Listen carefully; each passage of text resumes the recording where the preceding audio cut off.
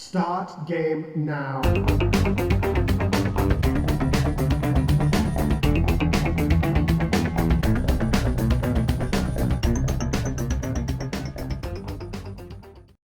Welcome, retro fans, to another edition of the No Swear Gamer. Today we're going to continue our ABCs of Retro series with the letter T. In the series we go through the alphabet one letter at a time and review a game that starts with that letter.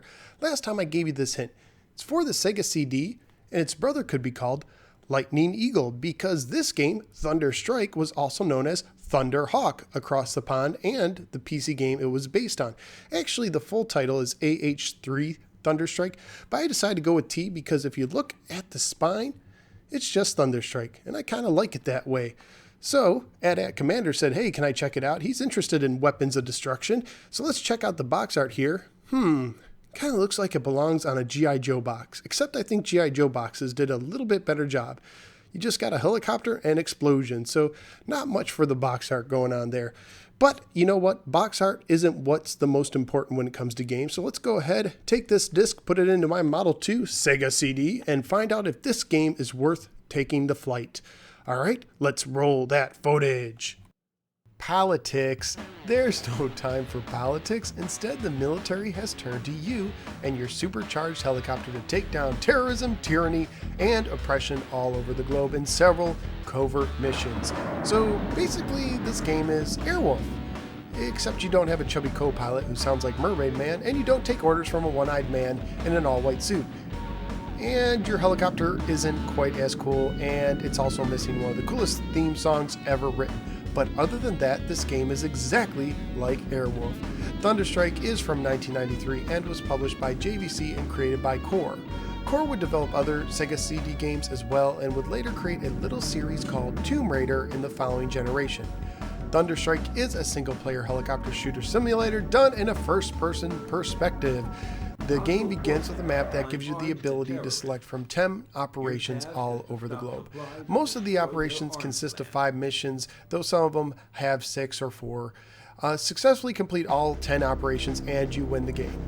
In many ways, this game is quite similar to the Desert Strike series. Every mission has a specific objective that is told to you in an opening cinematic. Typically, this involves blowing up stuff like supply trucks, tanks, bases, bridges, and even submarines.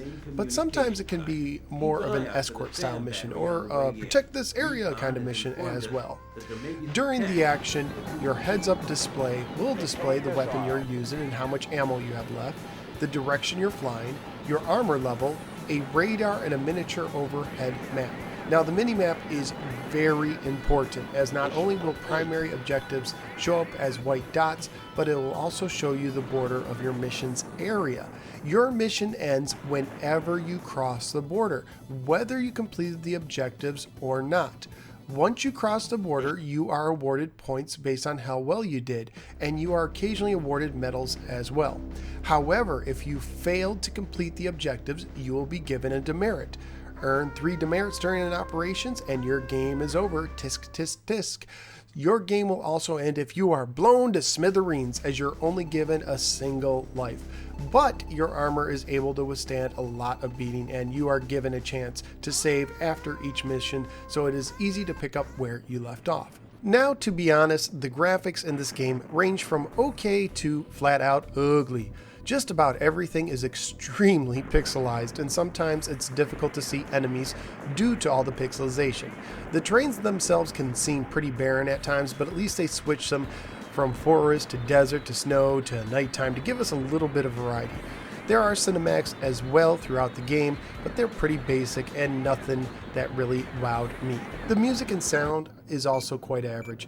You're accompanied throughout the game with 90s generic soundtrack number 27 throughout the game. Yeah, it's CD quality, but it's not very memorable. The sound effects were there, they served their purpose, but again, nothing overwhelming.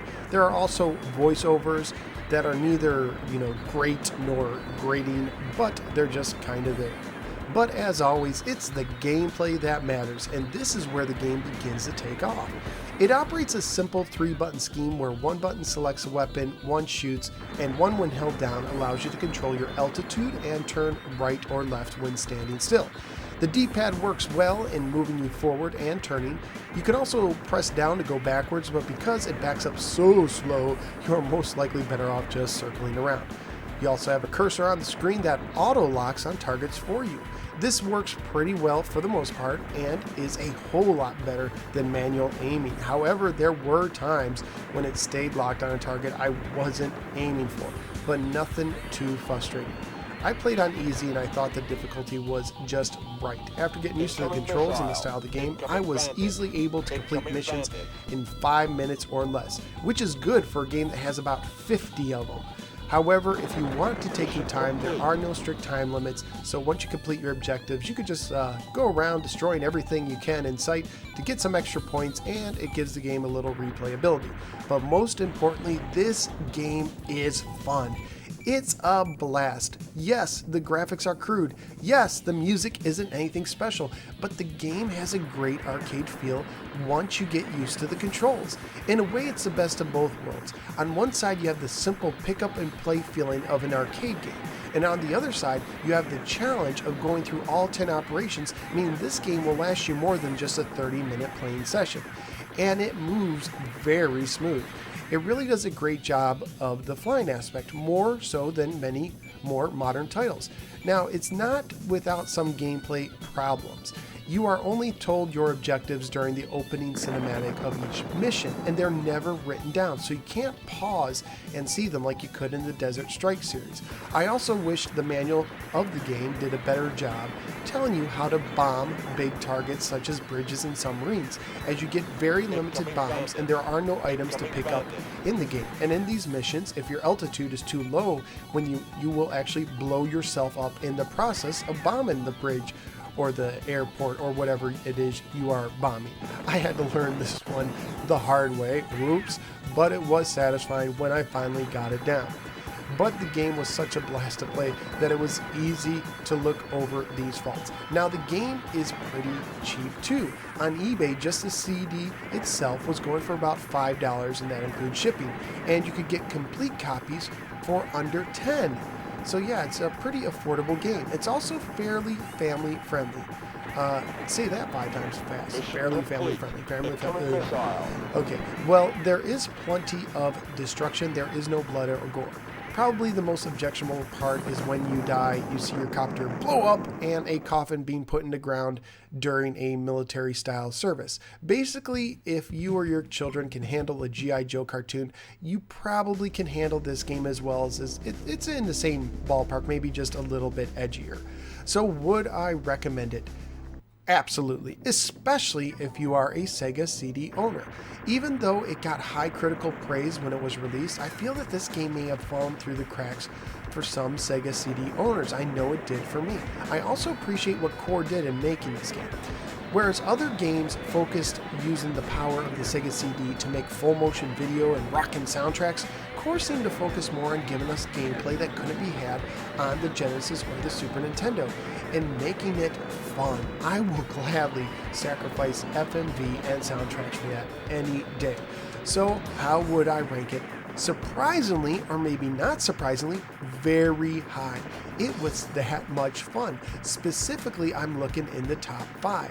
I think Revenge of Shinobi is a little more polished for what it is, so I'm not going to put it above that game, but you know what? With its easy to pick up gameplay, I am going to put it at number 4, just ahead of Knights, which itself is a great game but can be tricky to control at times.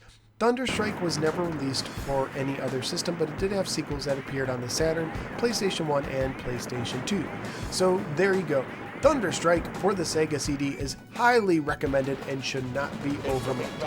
Next up in the ABCs of Retro series is my letter U game, and I will give you this hint. It's a Street Fighter game on the NES. I'd also like to give a shout out to Paul from the Retro Obscura podcast. Not only am I including you in on this Sega CD discussion, but I heard that you weren't happy with my ranking of Super Mario Bros. 3 being so high. So just for you, here is an alternate ranking. If you enjoyed this video, I would greatly appreciate it if you would hit the like and subscribe buttons. You can also feel free to follow me on Facebook or the Twitter as well. So thanks again, everybody, for giving me a part of your day, and I look forward to seeing you right here next time on The No Swear Gamer. Take care, everyone.